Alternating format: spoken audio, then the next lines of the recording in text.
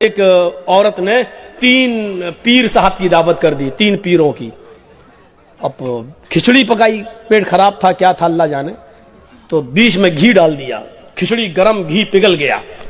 اب تینوں مولوی چاہنے لگے پیر یہ گھی میرے پاس آ جائے، وہ سوچتا میرے پاس آ جائے، تیسرا سوچتا میرے پاس چلا جائے۔ تو پہلے پیر نے فوراً انگلی ڈالی کھچڑی میں اور ایسے لائن کھینچ دی اور کہا اللہ فرماتا تجری من تحت الانہار، جنت میں دودھ کی نہر ایسے بہ رہی ہوگی۔ دیکھا جنت میں دودھ کی نہر کیسے بہے گی، کھچڑی میں انگلی ڈال کے اور کھینچ لی اپنی طرف، اور پگھلا ہوا گھی سب اس کی طرف چلا گیا۔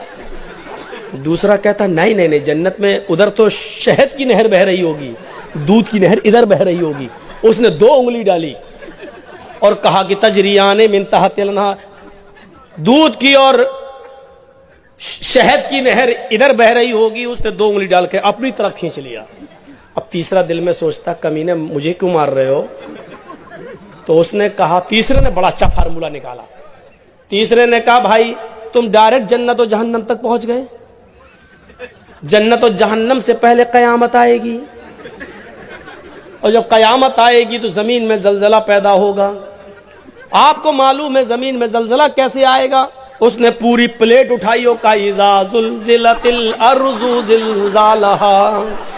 اس نے پوری پلیٹ اٹھا کے کیا کہا؟ اذا زلزلت الارض زلزالها، جب زمین پوری شدت کے ساتھ ایسے ایسے ایسے ایسے ہلائی جائے گی۔ گھی چاروں طرف پھیل گیا، کہنے لگا اب کھاؤ۔